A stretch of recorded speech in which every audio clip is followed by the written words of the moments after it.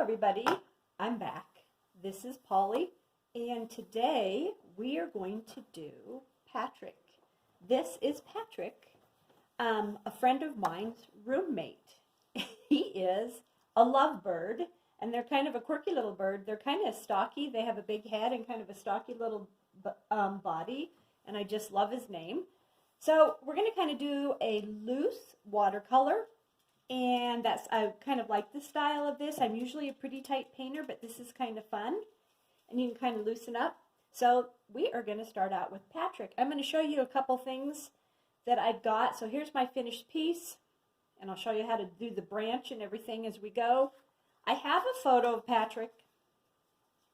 So actually I had two photos. I didn't like this one as well, just it made his head look huge. So I took this photo. So a lot of times if you have your own picture, and then remember, you can even make them black and white too. So I've got a photo of Patrick. You can kind of look at that in a minute. You can kind of, I'll help you along getting the tail. Here's a better photo with the tail of Patrick. So there he is.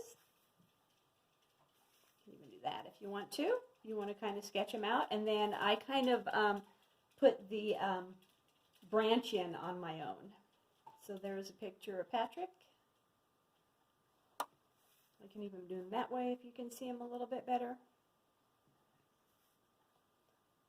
Pretty easy. And the drawing I have of him is just this. He's pretty simplified. Just kind of have an eye, a beak, the head. I kind of gave an idea where the wings are, his little feet.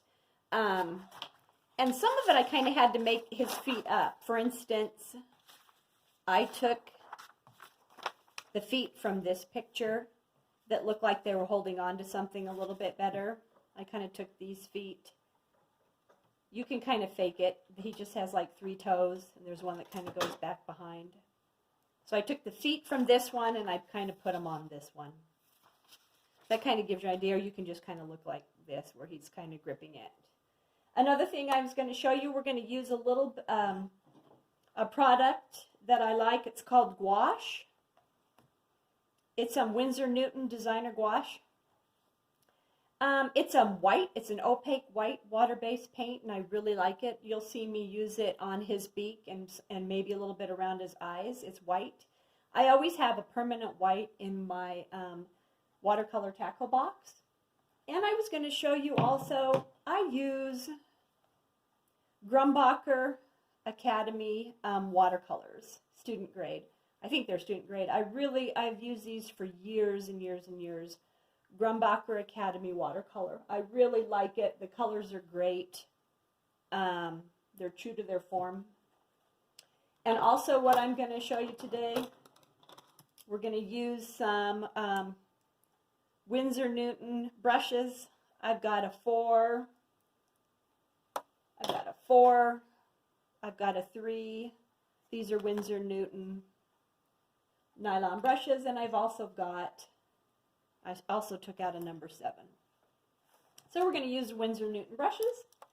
That just kind of gives you a tip. And then also what we're going to use today, I love Arches watercolor blocks. Here it is in a cold press.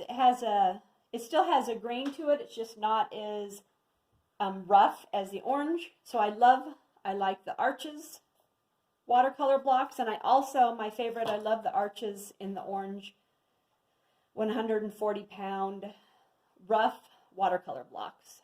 So today I'm going to be painting on this one, the orange Arches rough watercolor block. But you can get it in green too. I like this one also. Just to kind of give you guys a tip.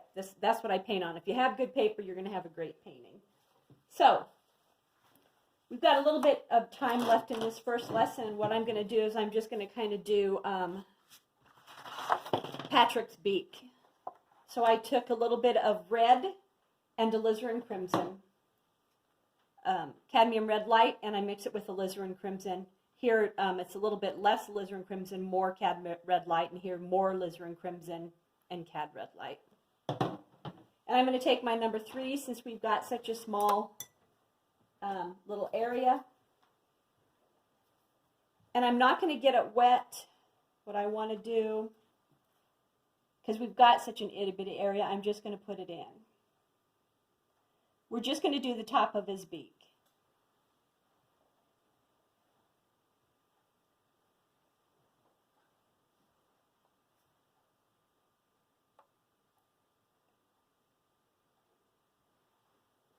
So you just kind of hurry and get it in where you've got your beak drawn out. We're not going to do the bottom of his jaw, we're just doing the top beak. A lot of times parrots, their bottom jaw will kind of, it's almost like they have an underbite. I'm just going to do that, and now I'm going to take, I put a little bit of alizarin crimson in with the red,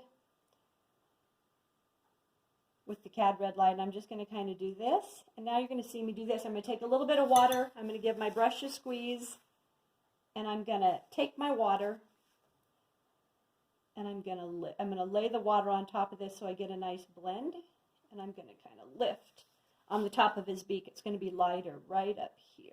So this is just water, and I'm just going to kind of lift. And if you need it to blend a little bit, you can just add some more water. And maybe I'll just kind of play with this a little bit. Put that back in. Now I just have water on my brush. And again, I'm just going to lift. So we kind of have a little highlight on the top of his beak. That looks great. And I think that's a good spot to start for our very beginning. And then what we're going to do, we're going to, the next lesson, we're going to really rock and roll on the head. We're going to have to do that in one big, fast swoop. So right now, let's just kind of get your wheels greased a little bit, and we'll do the top of the beak. We're not going to do the bottom of the beak until it dries. What's my old adage? If you do this, it'll run into here. So we need this to dry. So we're just going to do cadmium red light and alizarin crimson.